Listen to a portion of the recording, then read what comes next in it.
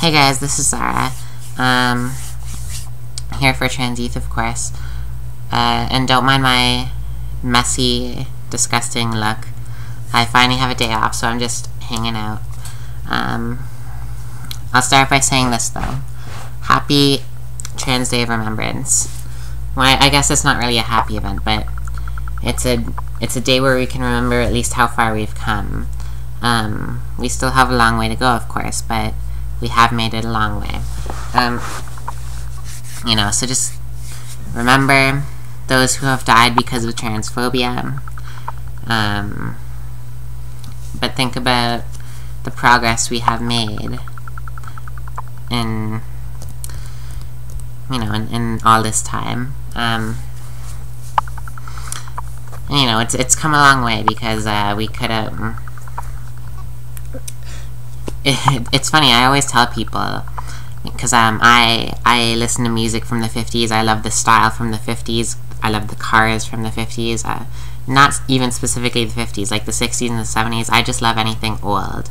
I don't like modern things, I like old things.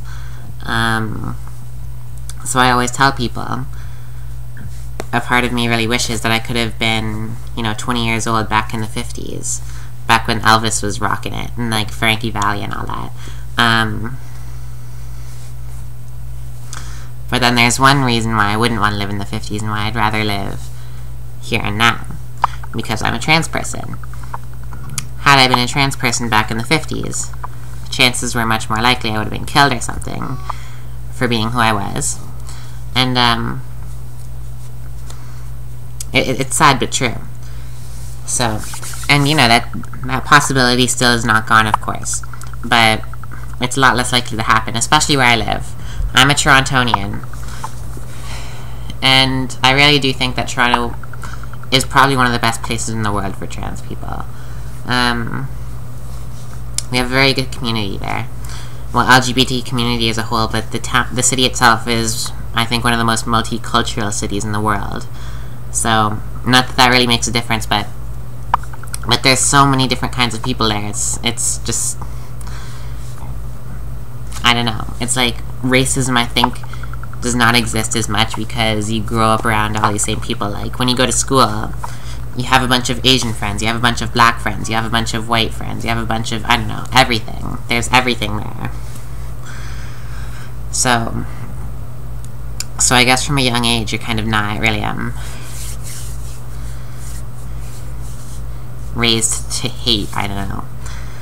So, that's why I left Toronto. And back on the topic, which I always go off topic, but Trans Day of Remembrance, do not forget those who have died, but be happy where we are today.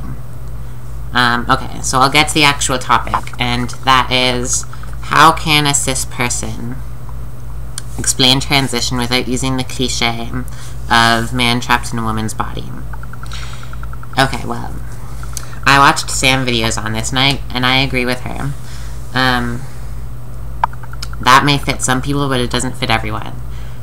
So, whoever is describing transition should start off by saying that, if they want to say man trapped in a woman's body. I don't know. The way I like to think about it, and the way I think that I may have been, that it worked with me, is that I was born in a male body, sure, but I was born with a female mind. So, yeah, just like that. And sure, I may have had some male hobbies when I was a kid, but so did a lot of other little girls. Like, I like to skateboard and stuff, and yeah, you go through phases. But all the while, I still wanted to, like, play with Barbies and stuff, and I did. I think I always thought more in a feminine way, if that makes sense. So, that's how I like to think about it in my own transition. And I think that's how a few other people like to think about it too. So the rules of, like, I guess the transition of one person is not the same transition as another person, if that makes sense. Yeah.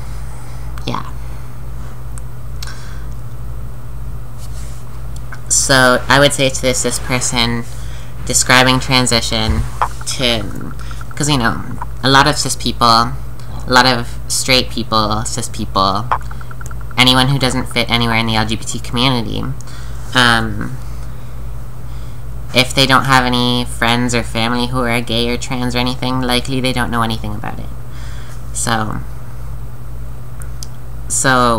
if I have a friend who is explaining to that, doesn't know anything about a person, well,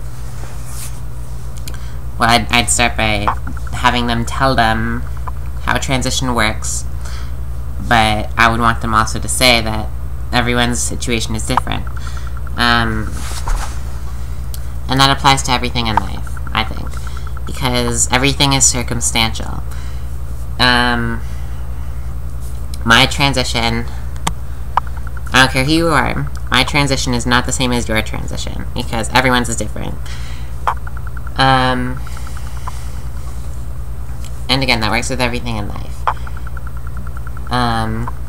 Yeah, I'm kind of running out of things to say, but yeah.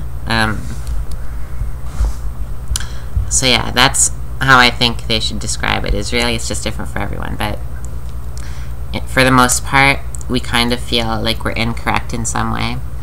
Like, we aren't who we should be, I guess. I don't know. This hair is bugging me. I know, I look disgusting right now.